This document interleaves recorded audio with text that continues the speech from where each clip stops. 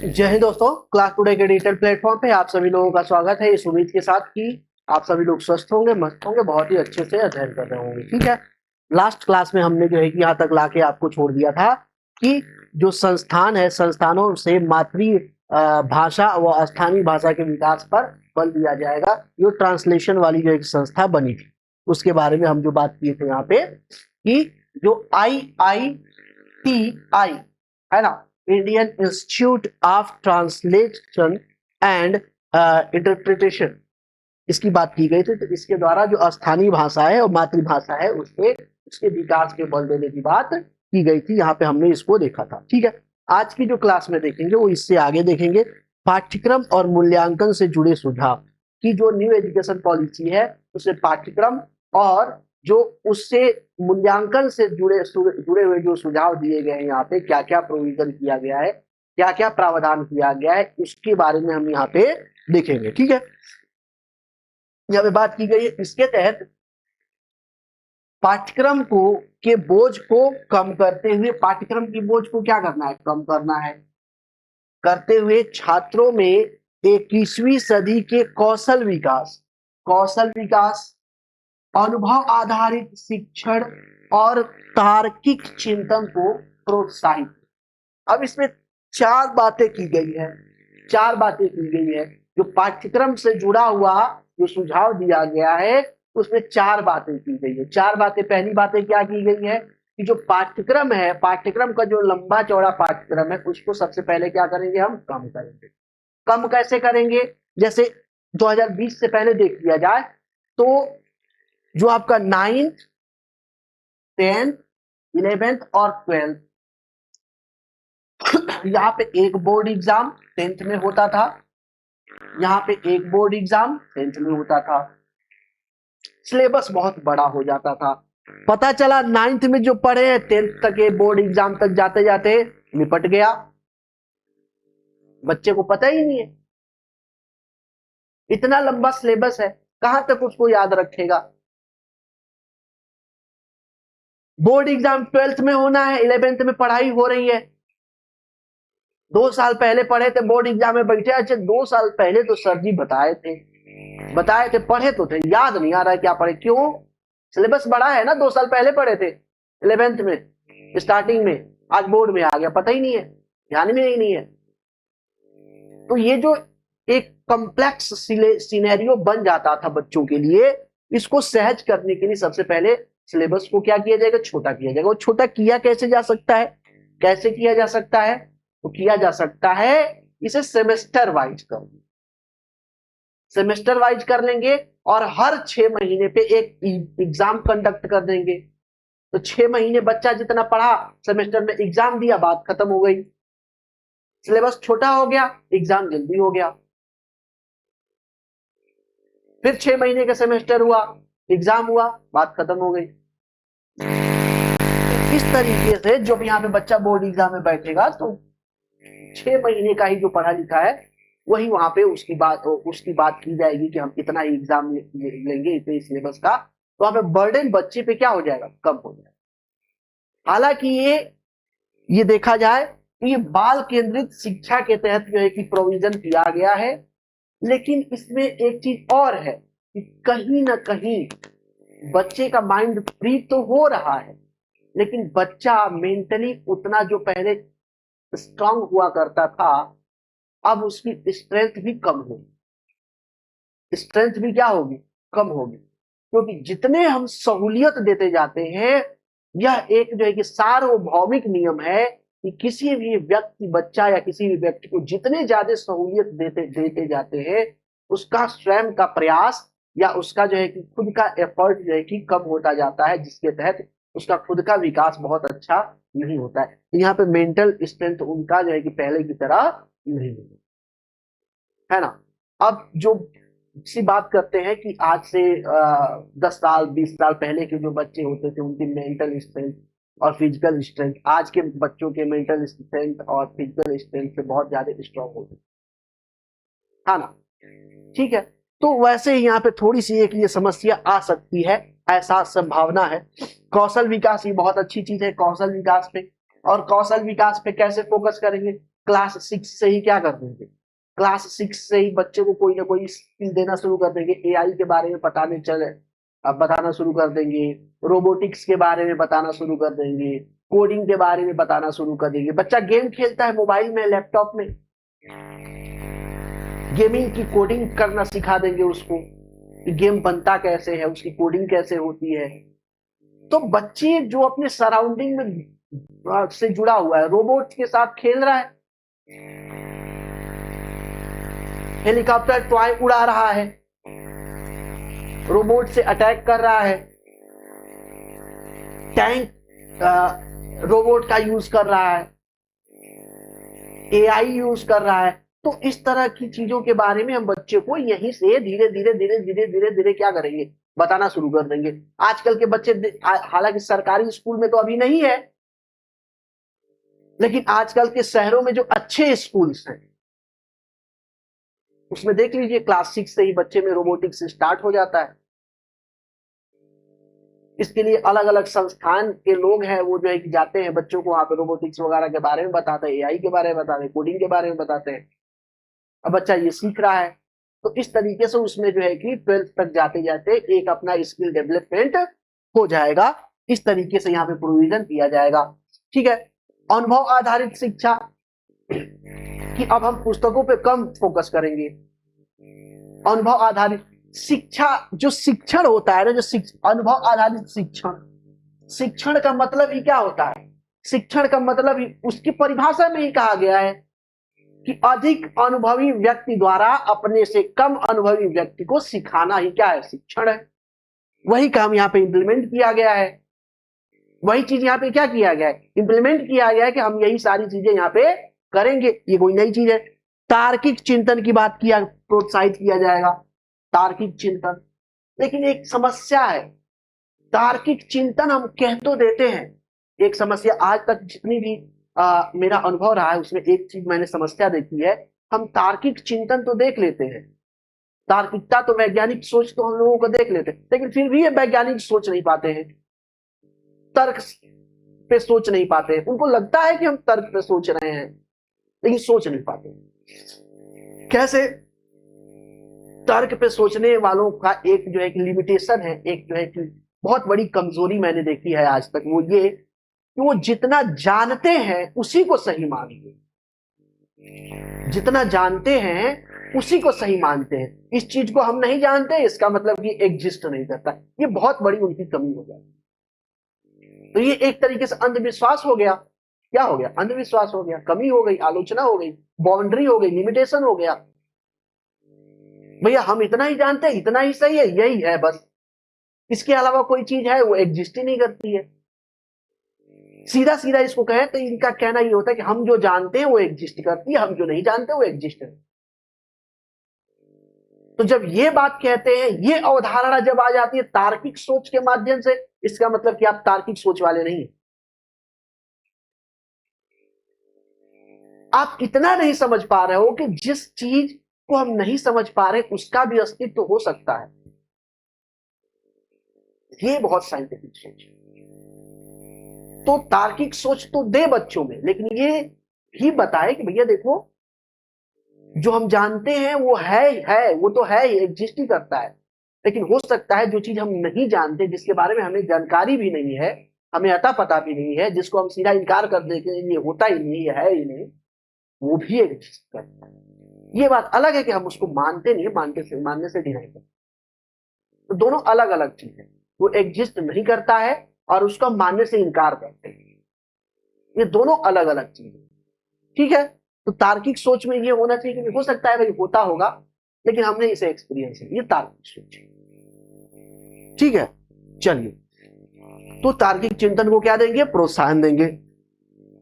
Under this special attention will we give the reducing the curriculum burden and encouraging the development of 20th century skilled experience based learning and logical thinking among students। ठीक है, यही चीजें यहाँ पे English में लिखी हुई है। इस नीति में प्रस्तावित सुधारों के अनुसार कला, विज्ञान, व्यापारिक तथा शैक्षणिक विषयों एवं पाठ्यक्रम व पाठ्येतर गतिविधियों के बीच बहुत अधिक अंतर नहीं है। ठीक, इसका मतलब ये हुआ, यहाँ पे ये कहा गया है कि जो आज के टाइम में देखा जाए कि आर्ट साइड है, फिर कॉमर्स साइड है, फिर साइंस साइड है, इसमें बहुत ज्यादा अंतर दिखता है, बहुत ज्यादा गैप दिखता है। और जो साइंस साइड वाला बच्चा है या जो प्रोफेसर है, वो आर्ट वालों को समझता ही नहीं है, कॉमर्स वालों को समझता ही नहीं है। तो इसमें इक्विलिटी एक तरीके से कहें कि इसमें इक्विलिटी ये भाव लाने की कोशिश की गई है, बात कही गई है। इसमें ये ट्राई किया गया है कि ये जो विषय है इसमें इतना ज्यादा अंतर ना हो, एक खाई की तरह, गहरी खाई की तरह जो अंतर है, जिसके वजह से एक हीनता की भावना आती है ना, जिसके वजह से क्या होता है, एक हीनता की भावना आती है, वो हीनता की भावना नहीं आनी चाहिए। यहाँ पे ध्यान दें, बहुत ज्यादा अंतर नहीं होगा। According to the reform proposed in this policy there will be no significant distinction between art and science, vocational and academic subject and curriculum and extra curriculum activities। इसमें बहुत ज्यादा अंतर ना हो, इसको बांटने की कोशिश की गई। कक्षा 6 से ही पाठ्यक्रम में व्यवसायिक शिक्षा, देखिए भाई जो हम आपको समझा रहे थे वो सम्मिलित कर दिया जाएगा। इसमें इंटर्नशिप की व्यवस्था दी जाएगी। ठीक है, यानी कि क्लास 6 से ही हम प्रोफेशनल कोर्सेज के बारे में बच्चों को धीरे धीरे बताना शुरू करेंगे।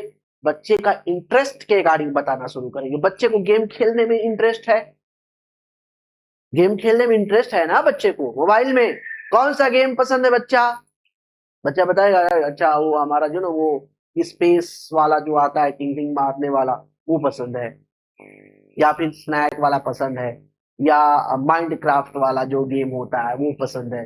तो फिर टीचर बताएगा देखो माइंड क्राफ्ट वाला जो गेम होता है ना बच्चा, इसको बनाया कैसे जाता है पता है आपको?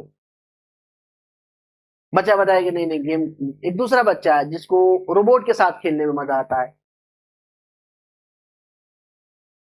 एक तीसरा बच्चा है जिसे अलग अलग ऐप के द्वारा अलग अलग जो आर्टिफिशियल वॉइस निकलती है, जो आर्टिफिशियल जो उसमें प्रोग्राम है, डांसिंग प्रोग्राम है, वॉइस प्रोग्राम, उसके साथ इंटरटेन होता है, तो उसके बारे में बताएंगे। इंटरेस्ट के अकॉर्डिंग क्या करेंगे, बच्चे में बताएंगे। एक बच्चा है जिसको ये सारी चीजें नहीं पसंद है, दूसरा बच्चा है जिसको जो है कि किसी भी चीज को खोल के देखना उसे पसंद है। प्रेस है खोल के देख रहा है, मिक्सी है खोल के देख रहा है, मोबाइल है खोल के देख रहा है, टेबलेट है खोल के देख रहा है, बोर्ड है खोल के, टीवी है खोल के, पंखा है, फैन है खोल के देख रहा है। तो उसको फिर वहां से बताना शुरू करेंगे। तो बच्चे के इंटरेस्ट के अकॉर्डिंग यहाँ से एक न एक स्किल उसको हम यहाँ से देना जो है कि व्यवसायिक शिक्षा देना यहाँ से क्या कर देंगे, प्रारंभ कर देंगे। इंटर्नशिप की भी व्यवस्था प्रॉपर उसमें कराया जाएगी। बच्चे को कहीं जो है कि किसी संस्था या किसी संगठन से जोड़ करके उसे 10 दिन का, 15 दिन का, महीने दिन का जो है कोई इंटर्नशिप टाइप का कोर्स करा लेंगे, वहां बच्चा जाए। जैसे मान लीजिए कोई किसी बच्चे का रोबोटिक्स में बहुत ज्यादा क्या है, इंटरेस्ट है, रोबोट के साथ खेलना है, पसंद है, रोबोटिक्स के बारे में वो जानता है कि रोबोटिक्स में रोबोट कैसे बनाए जाते हैं, बेसिक रोबोट कैसे बनाए जाते हैं, 4 पहिए वाले रोबोट कैसे बनाए जाते हैं, है ना, स्टेबल रोबोट कैसे बनाए जाते हैं, चलने फिरने 4 पहिए वाले चलने वाले रोबोट कैसे बनाए जाते हैं, 2 पहिए वाले या 2 पैरों पर चलने वाले रोबोट कैसे बनाए जाते हैं, उसको इंटरेस्ट है, वो जानता है। तो कोशिश करेंगे कि कोई हमारे लोकल इर्द गिर्द में कोई ऐसी कंपनी है जो टॉय वगैरह, रोबोट टॉय बनाती है, तो उससे हम उस संस्था से क्या करें, बच्चों को जोड़ करके उसे जो है कि 10 दिन, हफ्ते दिन के लिए, 15 दिन के लिए, महीना दिन के लिए वहां भेज दे। बच्चा जाए, देखे वहां पर माहौल कैसा है, कैसे रोबोट तैयार होते हैं एज ए टॉय, है ना, ये सारी चीजें वो देखे, एक्सपीरियंस करे। तो ये बहुत बड़ा प्लान है एक तरीके से। अब बच्चा जाएगा, देखेगा तो सिर्फ रोबोट बनते हुए थोड़ी देखेगा, वहां पे और भी सारी चीजें देखेगा, कंपनी का स्ट्रक्चर देखेगा, वहां पे बॉस कैसे काम करता है, मजदूर कैसे काम करता है, मैनेजमेंट कैसे काम करता है, कैसे माल आता है, कैसे माल जाता है, ट्रांसपोर्ट का रोल क्या है। बहुत सारी चीजें बच्चा ऑब्जर्व करेगा। तो उसमें एक जो है कि बिजनेस माइंड क्या होगा, धीरे धीरे बिल्डअप होगा। तो ये बहुत अच्छा जो है कि एक इनिशिएटिव यहाँ पे, बहुत अच्छा स्टेप जो है कि यहाँ पे लिया गया है। Vocational education will be included in the academic curriculum from class 6 onwards, and an internship program will also be provided। ठीक है, ये सारी बातें यहाँ पे कर दी, ये बहुत अच्छी बात है, अच्छी बात है ना। चलिए आगे देखते हैं। राष्ट्रीय शैक्षणिक अनुसंधान व प्रशिक्षण परिषद यानी एनसीईआरटी की बात कर रहे हैं। किसकी बात कर रहे हैं? एनसीईआरटी की।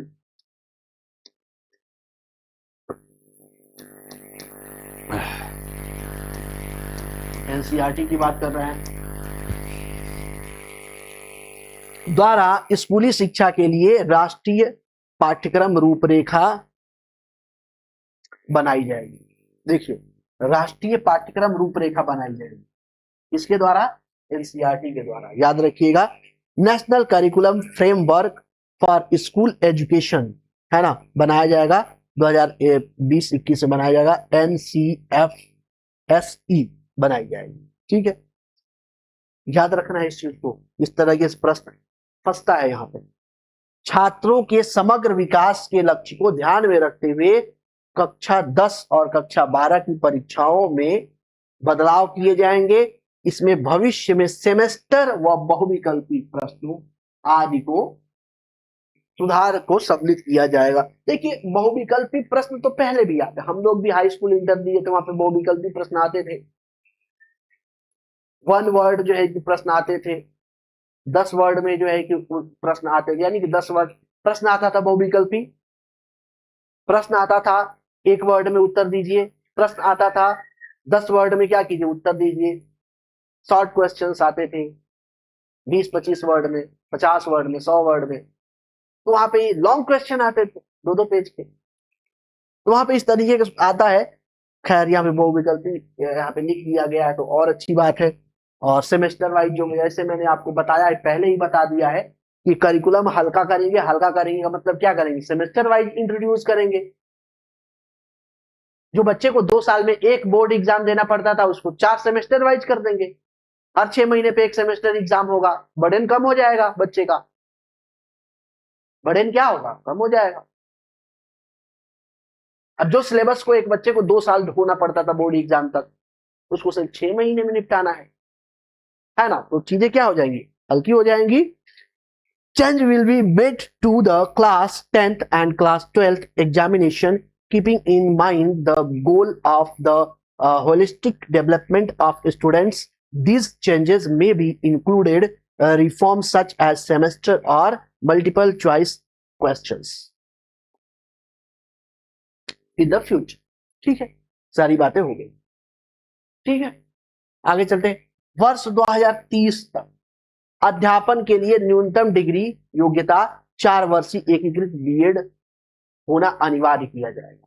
ठीक है, अब देखिए यहाँ पे, देखिए यहाँ पे लिखा गया 4 वर्षीय बीएड होना अनिवार्य किया जाएगा। लेकिन यहाँ पे ये मान के चलिए कि 2030 तक अगर आप टीचिंग करना चाहते हो तो आपका बीएड होना क्या है, कंपलसरी होना चाहिए। बीएड होना क्या होगा, अनिवार्य हो जाएगा, अनिवार्य। अब टीचिंग वही लोग कर पाएंगे जो बीएड किए हुए हैं। अच्छे अच्छे संस्थानों में हम देखे हैं, अच्छे अच्छे संस्थानों में बच्चा पढ़ा रहा है, सिर्फ इसलिए पढ़ा रहा है कि बोर्ड एग्जाम में उसका 98% आया हुआ है, 99% आया हुआ है, 97-96% आया हुआ है, बोर्ड एग्जाम में आया हुआ है।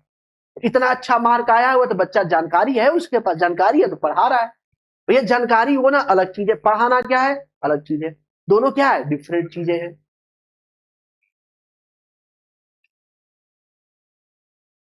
बच्चा खुद ग्रेजुएशन में एडमिशन करा के ट्यूशन दे रहा है, पढ़ा रहा है। ये जो मैंने बात कहा कि बहुत सारे संस्थानों में मैंने देखा कि बच्चा कोई सब्जेक्ट सिर्फ इसलिए पढ़ा रहा है क्योंकि 9th 10th बोर्ड एग्जाम में, 12th बोर्ड एग्जाम में वह 99, 98, 97, 96% लाया हुआ है। और इंग्लिश लैंग्वेज में थोड़ी ठीक ठाक पकड़ है, इसलिए वो टीचर बन गया है। तो सरकार ये सुनिश्चित यहाँ पे कर देती है, देखो भैया अगर आपको टीचर बनना है तो बीएड आपके पास होना कंपल्सरी। पता चला बीएड वाले घूम रहे हैं रोड पे, प्राइवेट स्कूलों में जो 12th पास कर करके मैडम जी और सर जी लोग भरे हुए हैं। क्यों? 12th पास बच्चा है, प्राइवेट स्कूल में रखा गया है। 12th पास बच्चा है, प्राइवेट स्कूल में रखा गया है, उसको घर पे रहते हुए अगर हम उसे 4,000 5,000 दे देते वो हमारे पढ़ा लेगा, 6,000 दे रहे पढ़ा लेगा। बीएड वाला 6,000 में काम नहीं करेगा। बीएड अगर टीचर रखोगे तो कम से कम आपसे 8 से 10,000 क्या करेगा, डिमांड करेगा कि 10,000 तो ये जो प्राइवेट स्कूल्स वाले हैं, ये जो संस्थान वाले हैं, वो क्या करते हैं, कम शिक्षण वाले बच्चों को क्या करते हैं, रख लेते हैं, बस उनकी लैंग्वेज में पकड़, इंग्लिश लैंग्वेज में थोड़ी पकड़ ठीक ठाक होनी चाहिए, बस रख लेते, बस कंटेंट तो मतलब डिलीवर कर ही दे, है ना। तो इस तरीके से रख लेते हैं, तो फिर इसी तरीके से जो है चलता आ रहा है। तो सरकार यहाँ पे सुनिश्चित कर दी गई है कि अगर आप पढ़ाना चाहते हो आपके पास बीएड होना क्या है, कंपल्सरी है। हाँ, एक महीने में ये भी कहा गया है कि यहाँ पे जो डीएलएड वाला वगैरह है, डीएलएड का जो है क्लास में भी जो है कि यहाँ पे कोर्स समाप्त कर, और बीएड को अब सर्वमान्य बना दिया गया। सर्वमान्य बना दिया है मतलब एक से लेके प्राइमरी से लेके जो है कि पूरा इंटर कॉलेज तक जो है कि बीएड वालों को रखा जाएगा, ये एक सिचुएशन बन जाए। तो 4 वर्षीय बीएड होना यहाँ पे क्या हो गया, एक अनिवार्यता रख दी गई है। By 2013, the minimum degree qualification for teaching will be a mandatory 4-year integrated BEd degree. देखो 4 ईयर बीएड मत देखो, बीएड सिर्फ देखो, बीएड देखो। इस ऐसा थोड़ी 4 ईयर कंपल्सरी है भाई, इससे पहले 1 साल के लोग बीएड करके बैठे हुए हैं, 2 साल के लोग बीएड करके बैठे हुए हैं, अब वो कहां जाएंगे, वो भी मान्य होगा। लेकिन अब 2030 से जो बीएड करेगा वो 4 साल, ठीक है। चलो आगे चलते हैं। सभी उच्चतर शिक्षा संस्थानों को प्रोत्साहन, समर्थन और विश्वसनीय परामर्श दिया जाए और वह सभी स्वायत्त बनने का लक्ष्य रखेंगे और 2035 तक एक सशक्त शासी बोर्ड बीओजी का गठन किया गया है। यहाँ पे क्या बोला गया है, क्या बोला गया है यहाँ पे कि जो उच्च शिक्षण संस्थान है उनको प्रोत्साहित किया जाएगा, उन्हें परामर्श दिया जाएगा कि वो कैसे आगे बढ़े, उन्हें स्वायत्तता दी जाएगी, है ना। यानी कि एक तरीके से यहाँ पे एक शब्द में कहा जाए तो सरकार ये कह रही है कि जो हायर एजुकेशन है उनकी जो शिक्षण है उसकी गुणवत्ता में सुधार के लिए हम प्रयास करें। क्या करेंगे, उनकी गुणवत्ता में सुधार के लिए हम क्या करेंगे, कार्य करेंगे। उसके लिए हम क्या करेंगे, प्रोत्साहन भी देंगे, परामर्श भी देंगे और स्वायत्तता भी देंगे, रिसर्च वगैरह भी करेंगे तो उनको प्रोत्साहन दिया जाएगा। और इन सबको देख रेख के लिए क्या होगा, बीओजी बनेगा। बीओजी बनेगा मतलब कि सशक्त शासी बोर्ड बनेगा, स्ट्रॉन्ग बोर्ड ऑफ गवर्नर्स। क्या बनेगा, स्ट्रॉन्ग बोर्ड ऑफ गवर्नर्स बनेगा 2035 तक। इसका मतलब एक चीज क्लियर हो गया, क्या कि सरकार 2020 में नई शिक्षा नीति लागू तो कर दी गई है, लेकिन इसे पूर्ण रूप से नहीं, अपूर्ण रूप से लागू किया गया। बहुत सारी बातें हैं इसमें अगले डेट के लिए छोड़ दिया गया है या अगले ईयर के लिए छोड़ दिया गया है कि 2030 तक होगा, 2035 तक होगा, 40 तक होगा, है ना, 25 तक होगा। इस तरह 2020 में लागू है, 25 तक, 30 तक, 35 तक डेट दे दिया गया कि इस डेट तक ये लागू होगा। इसका मतलब कि लागू पूर्ण रूप से कब होगा, फ्यूचर 35-38 के बाद, जब पूर्ण जो है कि ये स्ट्रक्चर बन जाएगा तब पूर्ण रूप से लागू माना जाए। अभी लागू है लेकिन फ्यूचर डेट के साथ लागू, भविष्य के डेट के साथ लागू है। आगे चलते हैं। All higher educational institutes will be provided will encouragement, support and reliable guidance, and they will all aim to become autonomous and stabilize a strong board of governors BOG by 2013। ठीक है, Hindi English दोनों चीजें यहाँ पे दे रखी।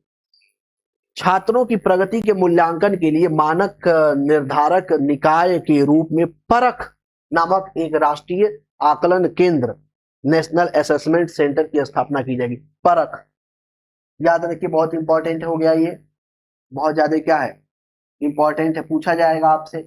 परख क्या है, परख क्या है, तो याद रखिए परख जो है कि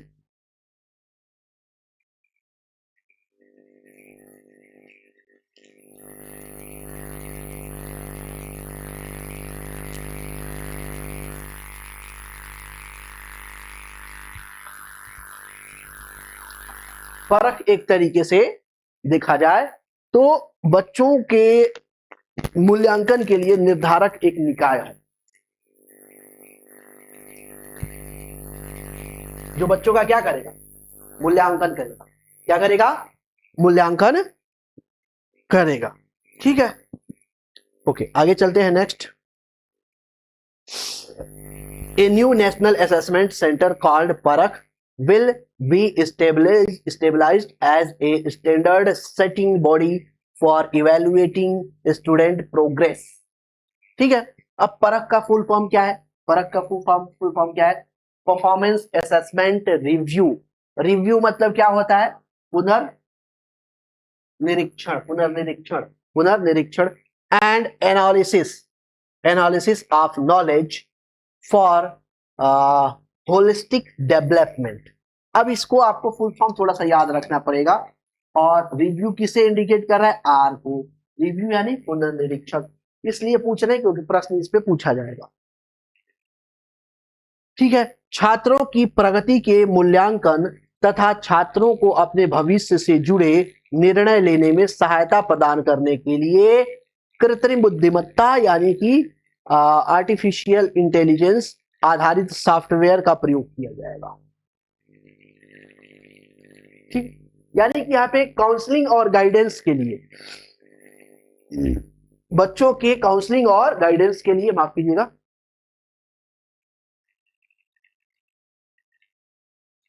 बच्चों के काउंसलिंग और गाइडेंस के लिए आर्टिफिशियल इंटेलिजेंस का यहाँ पे प्रयोग किया जाएगा। एक सॉफ्टवेयर डेवलप किया जाएगा और उसका उपयोग किया जाएगा।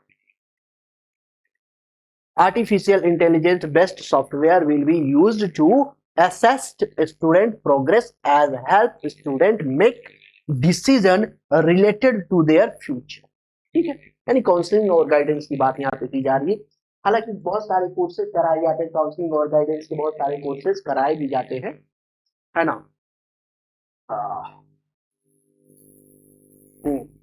ठीक है, कराए जाते हैं, ओके,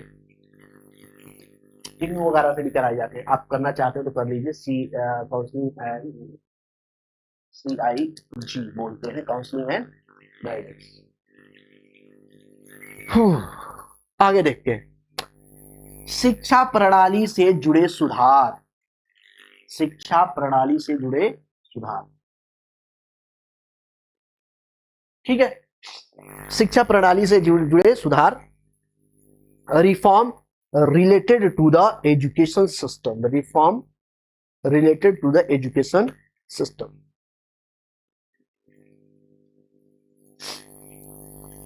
शिक्षकों की नियुक्ति में प्रभावी और पारदर्शी प्रक्रिया का पालन तथा समय समय पर लिए गए कार्य प्रदर्शन आकलन के आधार पर पदोन्नति। ये बहुत अच्छी चीज हुई, ये चीज क्या हुई, बहुत अच्छी चीज। लेकिन सरकार को यहाँ पे ना एक प्रोग्राम लेके आना चाहिए। जैसे सरकार ने सेना में अग्निवीर जैसी प्रोग्राम लेके आया है ना। सेना में क्या किया सरकार ने, अग्निवीर जैसा प्रोग्राम लेके आया है,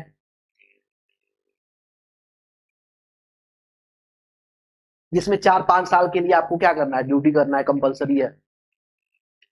उसके बाद आपका असेसमेंट किया जाएगा। असेसमेंट के बाद जो है कि उसमें जो अच्छे आपके सोल्जर होंगे उनको प्रमोट करके परमानेंट कर दिया जाएगा, बाकी को छटनी कर दिया जाएगा।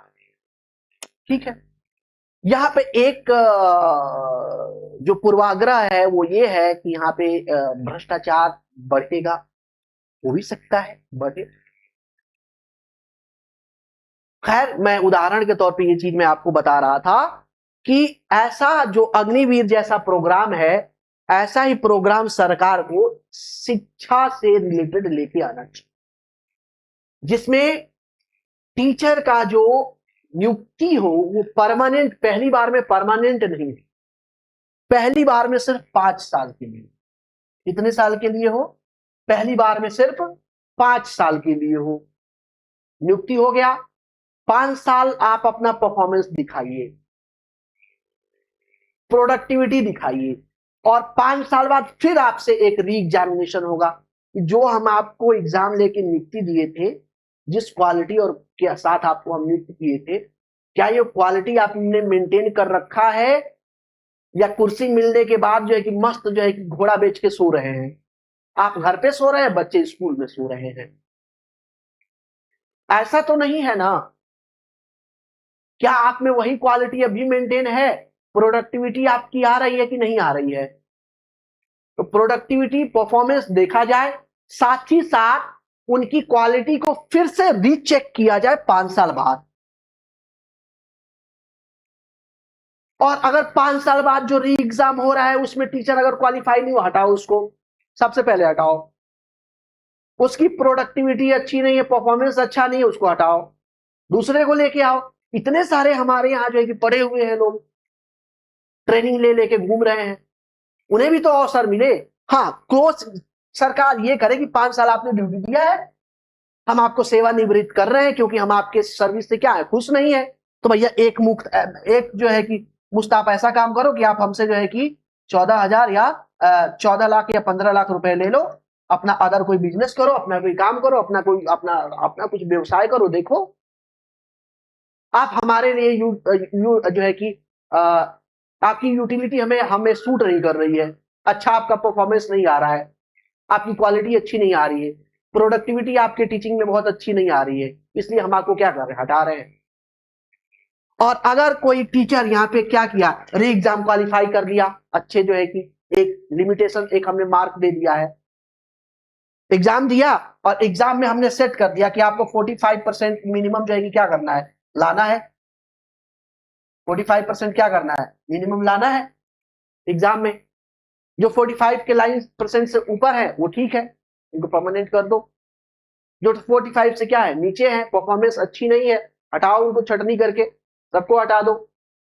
तो इस तरीके से अगर एक सिस्टम लेके आते हैं तो ये ज्यादा क्या होगा, प्रोडक्टिविटी होगा, और ये बहुत ज्यादा प्रोडक्टिव होगा, और इसका इंपैक्ट बहुत अच्छा होगा। हालांकि इस पॉलिसी का सरकार द्वारा विरोध भी बहुत बड़े लेवल पर किया जाएगा, ऐसी बात नहीं है, विरोध भी बहुत बड़े लेवल पर किया जाएगा, लेकिन सपोर्ट भी मिलेगा।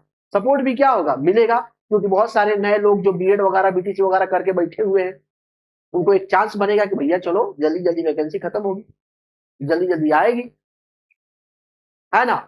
और ये 5 साल सेवानिवृत्त हुए, इनको भी, इनके भी हाथ में भी कुछ पैसा आएगा, ये अलग कोई व्यवसाय करेंगे, अलग कोई बिजनेस करेंगे, कोई अलग काम करेंगे, ये भी इनके फ्यूचर के लिए भी क्या होगा, अच्छा होगा। जो सरकारी एक स्कूलिंग सिस्टम ये जो तोड़ मड़ोड़ के रखे हैं, बर्बाद कर रखे हैं, इसमें भी काफी हद तक क्या होगा, सुधार होगा।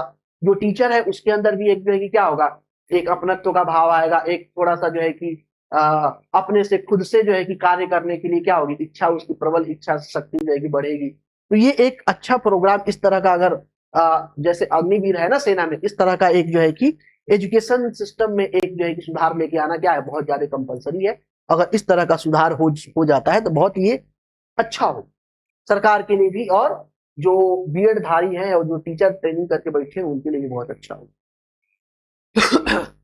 Effective and effective and transparent producer will be followed in the appointment of teachers, and promoted will be a best on periodic performance assessment.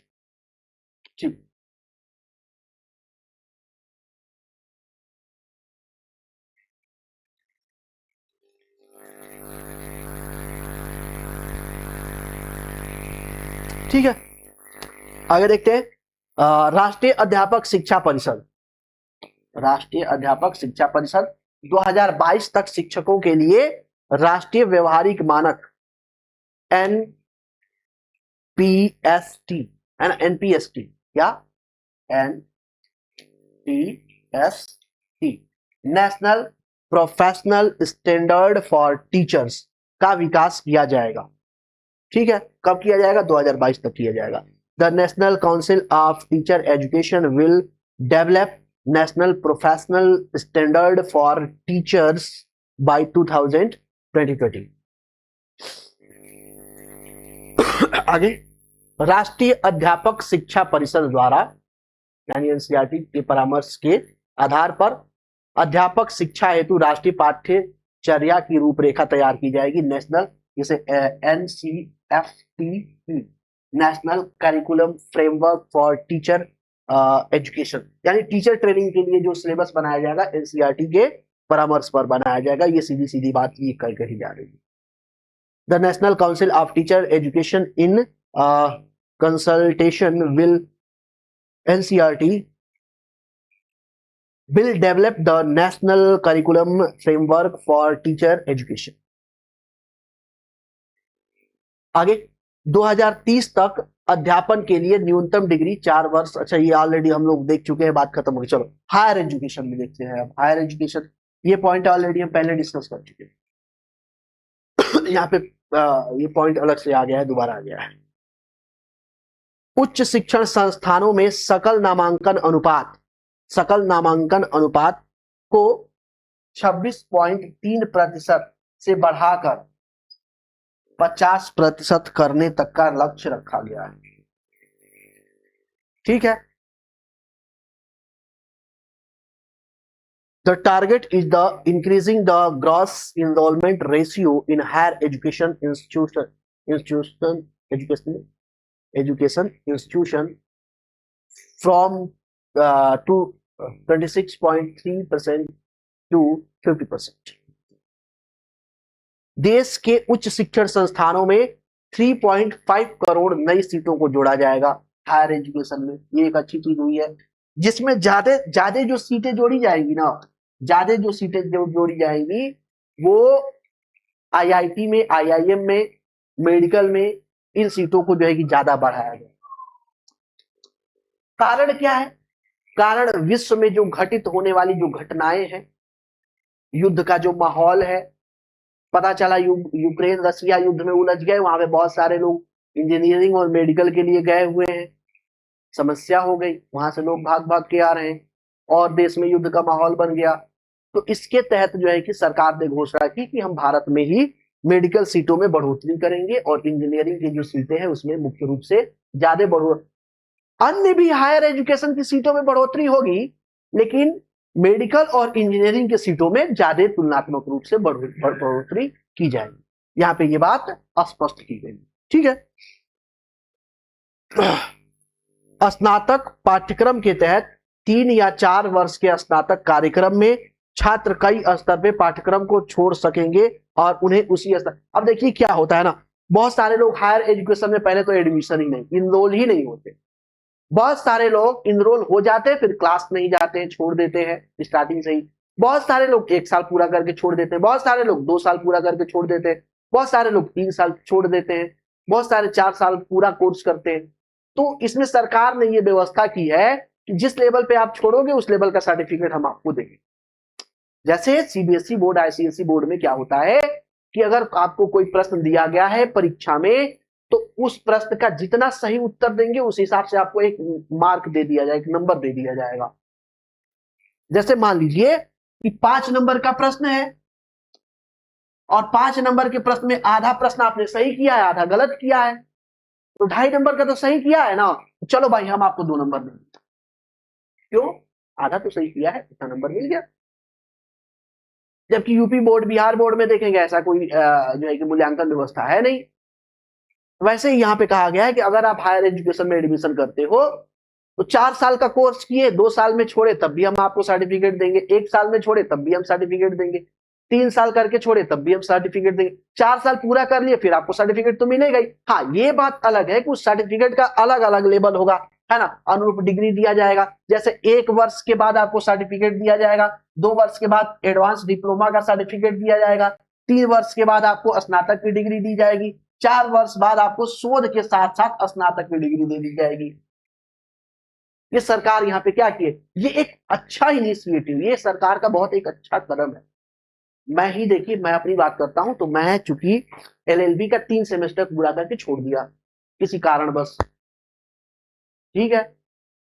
अब किसी कारणवश क्या, मैं बीएड कर रहा था तो बीएड का एग्जाम डेट और एलएलबी का एग्जाम डेट जो है कि क्या हुआ, लड़ गया तो फिर एलएलबी छोड़ दिए। हालांकि एलएलबी पछताते हैं छोड़ के, बट ठीक है, अब क्या कर सकते हैं, वहां पे एग्जाम था तो छोड़ दिए। तो अगर उस टाइम ये व्यवस्था होती तो हम 3 सेमेस्टर पूरा किए थे, तो उस समय 3 सेमेस्टर का हमें क्या होता, सर्टिफिकेट मिलता। आज के टाइम में मेरे पास जो है कि वो कोई बहुत वो सर्टिफिकेट है, उसकी वैल्यू कोई है नहीं, 1 साल का है तो उसकी कोई वैल्यू है नहीं। जबकि यहाँ पे क्या होगी, इस टाइम अगर ऐसा कोई सिनेरियो बनता है तो उसकी वैल्यू आपको मिले, है ना।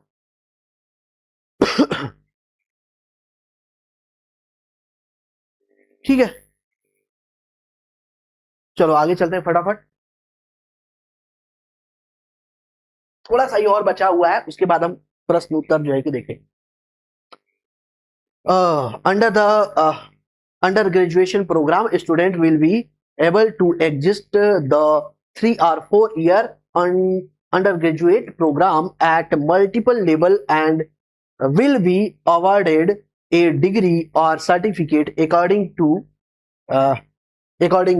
such as a certificate after 1 year and advanced diploma after 2 year, a bachelor's degree after 3 years and a bachelor degree with research after 4। ठीक है, ये बात यहां पे कंफर्म हो गई। विभिन्न उच्च शिक्षण संस्थानों में से प्राप्त अंकों या क्रेडिट को डिजिटल रूप से सुरक्षित रखने के लिए क्या होगा, एकेडमिक बैंक ऑफ क्रेडिट बनाया जाएगा। एकेडमिक बैंक ऑफ क्रेडिट, एबीओसी बनाया जाएगा, या एबीसी, वो हटा दो तो एबीसी हो जाएगा, एबीसी बनाया जाएगा। ठीक है, वर्तमान में भारत सरकार में अनुसंधान और नवाचार पर होने वाला खर्च कितना है, लगभग 1% से भी कम है। ये 2024-25 के डाटा के अकॉर्डिंग हम आपको बता रहे हैं, है ना, 1% से भी कम है, 0.69%। बताओ अब क्या देश तरक्की करेगा। इनोवेशन, हम बात करते हैं इनोवेशन की, नवाचार की, इन्वेस्टमेंट है ही नहीं उसके लिए, कहां से होगा इनोवेशन, है ना। नई शिक्षा नीति के तहत एमफिल को क्या किया गया है, हटा दिया गया है, सिर्फ पीएचडी है। उच्च शिक्षा आयोग की अब यहां पे बात की गई है। उच्च शिक्षा आयोग चिकित्सा एवं कानूनी शिक्षा को छोड़ के पूरे उच्च शिक्षा क्षेत्र के लिए एक एकल निकाय के रूप में भारत उच्च शिक्षा आयोग का गठन किया जाएगा। Higher education commission of India, HECI का पूरे भारत में का यहां पे गठन किया जाएगा, पूरे भारत के लिए। आगे, HECI के कार्यों के प्रभावी और पारदर्शिता पूर्ण निष्पादन के लिए 4 संस्थानिक निकायों का निर्धारण किया जाएगा। विनियमन हेतु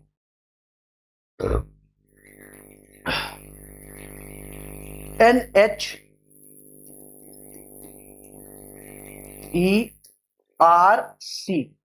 ठीक है, national higher education regulatory council बनाया जाएगा, पहला। दूसरा क्या है, GEC जनरल एजुकेशन काउंसिल बनाया जाएगा, मानक निर्धारण के लिए। वित्त पोषण के लिए हायर एजुकेशन ग्रांट काउंसिल बनाया जाएगा, HEGC बनाया जाएगा। और प्रत्यानयन के लिए आपका नेशनल प्रत्यानयन के लिए राष्ट्रीय प्रत्यानयन परिषद, नेशनल एक्रेडिशन काउंसिल बनाया जाएगा। ठीक है, एक्रीडेशनल काउंसिल बनाया जाएगा। महाविद्यालयों की संबद्धता 15 वर्षों में समाप्त हो जाएगी और उन्हें क्रमिक स्वायत्तता प्रदान करने के लिए एक चरणबद्ध प्रणाली की स्थापना की जाएगी। ये काम किया जाएगा।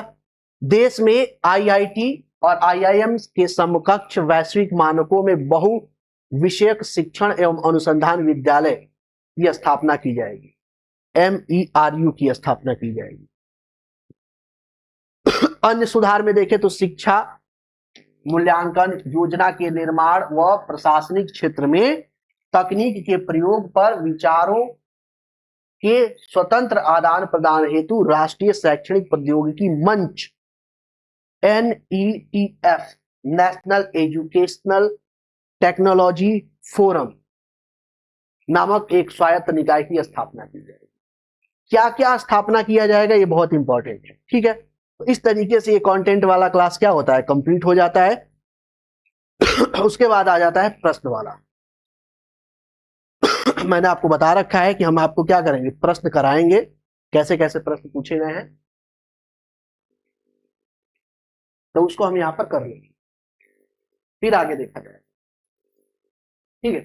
प्रश्न संख्या पहला, नई शिक्षा नीति 2020 पूरे देश के लिए प्राथमिक स्तर पर किस भाषा को निर्देशन के माध्यम से प्रस्तावित करती है? तो मातृभाषा या घर की भाषा की बात की गई है।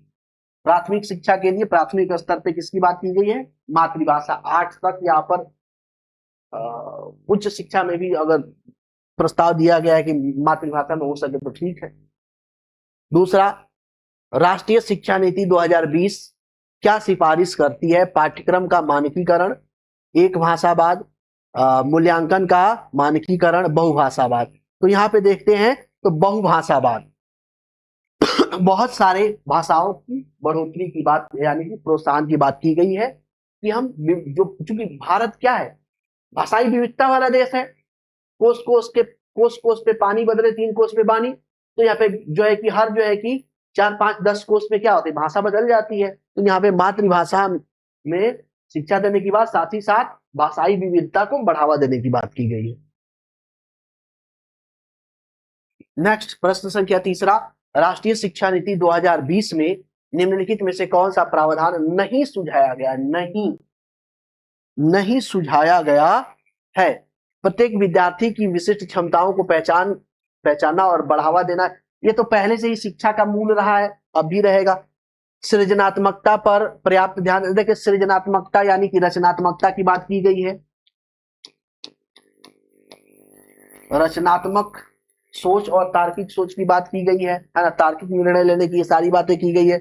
बच्चों में अनुपालन को बढ़ावा देना, अनुपालन मतलब कि कॉपी करना, है ना। अध्यापक को इनाम और दंड का प्रयोग करना चाहिए, ये थोड़ा सा ये हमने इस एजुकेशन पॉलिसी में कहीं भी नहीं देखे, ठीक है। रट्टा मतलब ठीक है, रट्टा मारना बहुत ज्यादा नहीं है, लेकिन इसकी मेन रूप से ऑप्शन नंबर सी होगा। यहाँ पे क्या होगा, ऑप्शन नंबर सी होगा। यहाँ पे 2020 के एजुकेशन पॉलिसी में इसकी बात हम कहीं भी नहीं करते हैं। आगे प्रश्न संख्या 4, राष्ट्रीय शिक्षा नीति 2020 के अनुसार शिक्षा को केवल पूर्व निर्धारित विषय वस्तु पर केंद्रित होना चाहिए, सीटेट 2022 में पूछा गया है। समस्या समाधान पर केंद्रित होना चाहिए, अधिगमकर्ताओं में समालोचनात्मक चिंतन का विकास करना चाहिए, और अन्वेषण निर्धारित और खोज आधारित होना चाहिए। देखो, केवल पूर्व निर्धारित विषय वस्तु पर केंद्रित होना चाहिए, इसकी अगर हम थोड़ी सी बात करते हैं तो जो पाठ्यक्रम की यहाँ पे बात की जा रही है, मुख्य रूप से पाठ्यक्रम की बात की जा रही है, वहां ठीक है, पाठ्यक्रम के अकॉर्डिंग चलना चाहिए, ये सही है। समस्या समाधान होना चाहिए बच्चों में, समस्या समाधान, क्योंकि मेन तो वही काम है ना लाइफ की, उनके जब लाइफ में बढ़ेंगे तो उनकी लाइफ में बहुत सारी समस्या आएंगे, तो समस्या समाधान पे केंद्रित मतलब रखा जाता है। अधिगमकर्ताओं के समालोचनात्मक चिंतन का विकास, हाँ, समालोचनात्मक चिंतन के विकास की बात की गई है यहाँ पे। अन्वेषण निर्धारित और खोज आधारित शिक्षा होनी चाहिए, बिल्कुल होनी चाहिए, चारों सही है। ऑप्शन नंबर सी यहाँ पे क्या होगा, सही होगा। आगे नई शिक्षा नीति 2020 के अनुसार मूल्यांकन का उद्देश्य क्या है? मूल्यांकन का उद्देश्य क्या है? पूरे देश में बच्चों की तुलना करने का मापदंड बताना। नहीं, तुलना करने का मापदंड से कोई लेना देना ही नहीं है। यहाँ पे तुलना करने का मापदंड से कोई लेना देना नहीं है। बच्चों को सीखने की प्रक्रिया में सहायता करना, पुनरुत्थान व याद रखने की क्षमता का मापन करना, ये भी गलत है। रटने की क्षमता का परीक्षण नहीं। ऑप्शन नंबर बी करेक्ट है। बच्चों को सीखने की प्रक्रिया में सहायता प्रदान करना, साथ ही साथ टीचर को भी सिखाने की प्रक्रिया में सहायता प्रदान करना। वर्तमान में भारत में अनुसंधान और नवाचार पर होने वाला व्यय सकल घरेलू उत्पाद का मात्र प्रतिशत है। कितना प्रतिशत है? 0.69%। अभी हमने देखा नेट जेआरएफ में पूछा गया है। नीचे दो कथन दिए गए हैं। कथन फर्स्ट, इन न्यू एजुकेशन पॉलिसी 2020 के अनुसार देश में शोध हेतु सभी निजी प्रदाता एजेंसियों का एक निकाय राष्ट्रीय शोध प्रतिष्ठान NRF में विलय कर दिया जाएगा। अच्छा, दूसरा, NRF का मुख्य उद्देश्य हमारे देश में गुणवत्तापूर्ण शोध को उत्प्रेरित करना है। उत्प्रेरित करना है। ठीक है, तो ये गलत है। सभी निधि प्रदाता एजेंसियों का एक निकाय में विलय की बात नहीं की गई। विलय की बात नहीं की गई है, जबकि दूसरा सही है। दूसरा क्या है? सही है। ऑप्शन नंबर डी यहाँ पे करेक्ट होगा। ऑप्शन नंबर डी करेक्ट होगा। कथन एक गलत है किंतु दो क्या है? सही है। नेक्स्ट, आगे राष्ट्रीय शिक्षा नीति 2020 का विचार है कि सभी उच्चतर शिक्षण संस्थानों को प्रोत्साहन, समर्थन, विश्वसनीय परामर्श दिया जाएगा और वे सभी स्वायत्त बनने का लक्ष्य रखेंगे और निम्नलिखित वर्ष तक एक सशक्त शासी बोर्ड का गठन किया जाएगा। तो ये बात हमने आपको बताई थी, 2035 तक किया जाएगा। ठीक है, शिक्षा पर पिछली राष्ट्रीय शिक्षा नीति 2086 को किस वर्ष में संशोधित किया गया था? ये भी मैंने बताया, 1992 में संशोधित किया गया है। नई शिक्षा नीति 2020 में निम्नलिखित में से किसका पाठ्यक्रम ढांचा तैयार करने का प्रस्ताव है? यानी पाठ्यक्रम ढांचा किसका तैयार किया जाएगा? विद्यालय शिक्षा हेतु राष्ट्रीय पाठ्यक्रम ढांचा, हाँ किया जाएगा। प्रौढ़ शिक्षा हेतु राष्ट्रीय पाठ्यक्रम ढांचा, हाँ ये भी किया जाएगा। शिक्षक शिक्षण हेतु राष्ट्रीय पाठ्यक्रम ढांचा, हाँ ये भी बनाया जाएगा। तकनीकी शिक्षण हेतु राष्ट्रीय पाठ्यक्रम ढांचा, इसके बारे में बात नहीं की गई है। व्यवसायिक शिक्षण हेतु राष्ट्रीय पाठ्यक्रम ढांचा, इसकी बात नहीं की गई।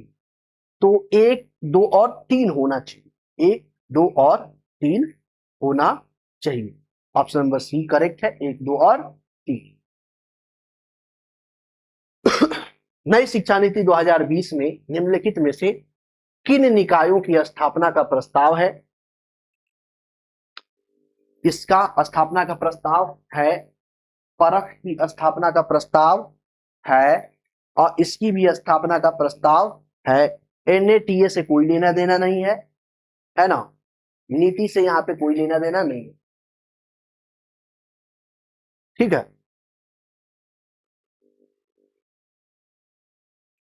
तो 1, 2 और 3, 1, 2 और 3, ऑप्शन नंबर सी। बताए थे वहां पे IITI के बारे में भी बताए थे, SSSA के बारे में भी बताए थे, परख के बारे में भी बताए थे।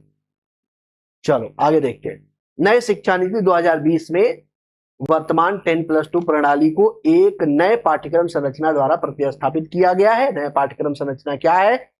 5+3+3+4, ऑप्शन नंबर बी करेक्ट।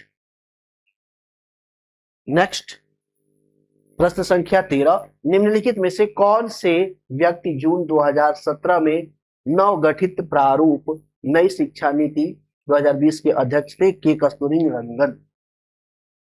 ठीक है, चलो आगे। राष्ट्रीय शिक्षा नीति 2020 के अनुसार उच्च शिक्षा में वर्ष 2035 तक सकल नामांकन अनुपात कितना प्रतिशत बढ़ाने का अनुमान है? 50%। कितना? 50%। एक मजबूत अनुसंधान संस्कृति को बढ़ावा देने और नई शिक्षा नीति 2020 के अनुसार उच्च शिक्षा में अनुसंधान क्षमता के निर्माण के लिए एक सर्वोच्च निकाय के रूप में किस संस्था की को स्थापित किया जाएगा? राष्ट्रीय आयोग, फाउंडेशन, उच्च शिक्षा आयोग, नेशनल रिसर्च फाउंडेशन, उपरोक्त में से कोई नहीं। तो यहां पे बात की गई नेशनल रिसर्च फाउंडेशन, इसकी बात की गई है नेशनल रिसर्च फाउंडेशन की बात की गई। ठीक है, चलो आगे देखते हैं।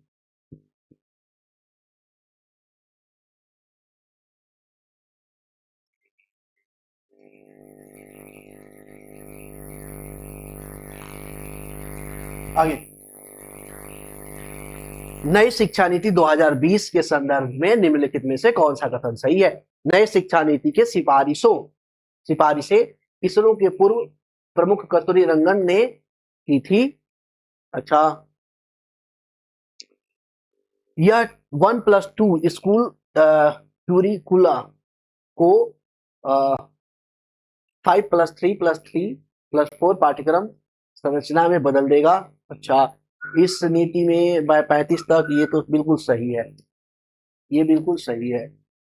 इस नीति के से शिक्षा क्षेत्र में सार्वजनिक क्षेत्र में निवेश 4.6% को बढ़ाकर जीडीपी का 6% करना है।